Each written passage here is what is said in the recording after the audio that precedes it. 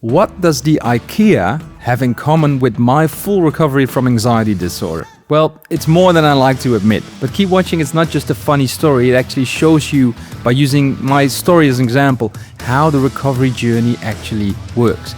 Because it all started for me when I found out about the right response, about responding differently to anxiety. For over 6 years, I was fighting anxiety. I was trying to do everything I can to control it, to reduce it. I was living a life. It wasn't my life per se, it was a life. Not my ideal life, I should say. And I went to restaurants and everything. I did do some of these things, but I always made sure I sat close to the exit or close to a toilet, or I didn't stay long, or I had alcohol with me or a plastic bag in case I had to vomit and all these things, or peppermints or whatever. I brought a whole bag with me sometimes. And I thought I was doing exposure.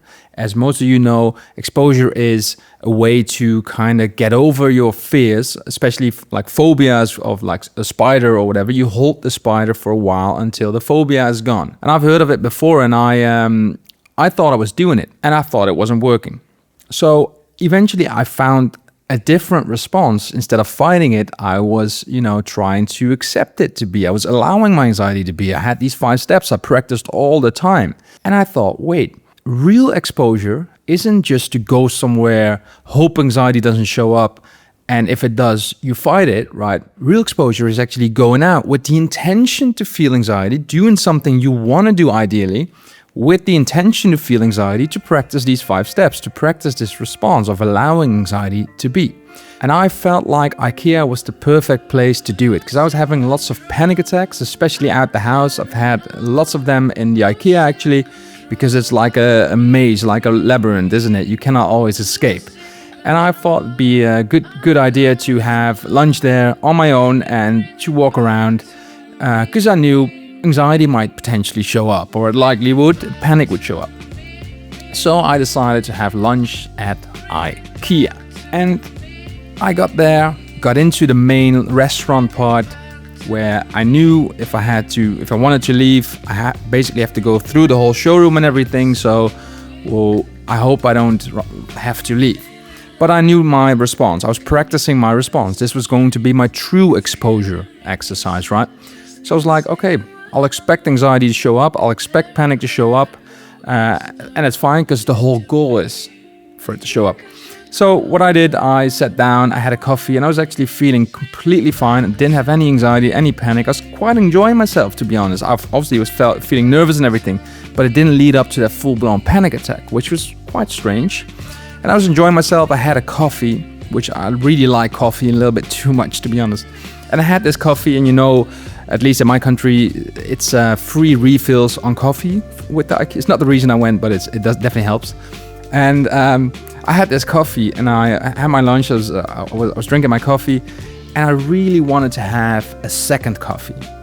Oh no, because immediately the moment I thought to myself, I want to have a second coffee, my brain was like, a response in my head said, a voice in my head said, oh, you cannot have a second coffee, because that's when you have a panic attack, because it triggers all these, caffeine triggers these symptoms. I had all these reasons. It was telling me like, if you have another coffee, you'll have a panic attack. So I was like, okay, I cannot have a second coffee.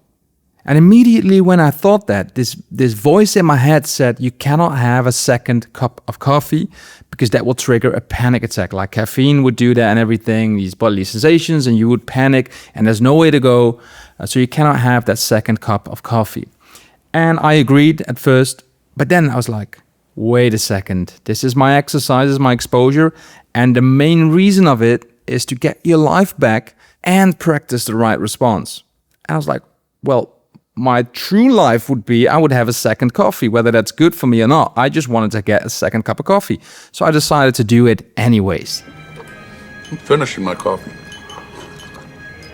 And yes, I sat down with the second cup of coffee, had a few sips, and got a panic attack. Right on cue, as expected, and it actually wasn't a fail. It was a win, because I expected it. I went through it using the 5 steps, using my response, right? I let it be, I let the wave build up and then die down again. Panic always leaves. And for me, it was a huge win, because I really enjoyed that coffee. Not per se the coffee because I was panicking, but the ability to do that, to have my life back. I almost get the chills now to talk about it. And then I went through the whole showroom and I had a blast. I had such a good time on my own. And not because the IKEA is great, I've got nothing against it, I'm obviously not affiliated with it, but because I was getting my life back with anxiety, with panic, but the response was mine, my power was back, right?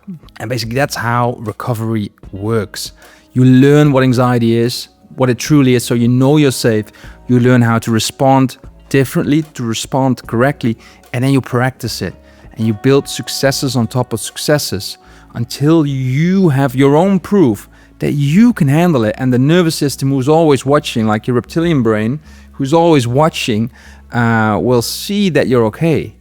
And it will see that the coffee doesn't trigger the panic or doesn't have to, or secluded spaces don't. And all these, it's not about the place, but it's about your own ability to deal with it. So if you do that in one place, on a different place, you'll be fine too. I started to go to cinemas and everything. And if you don't have specific places, you can just do this at home. Anytime panic or anxiety shows up, you focus on your response.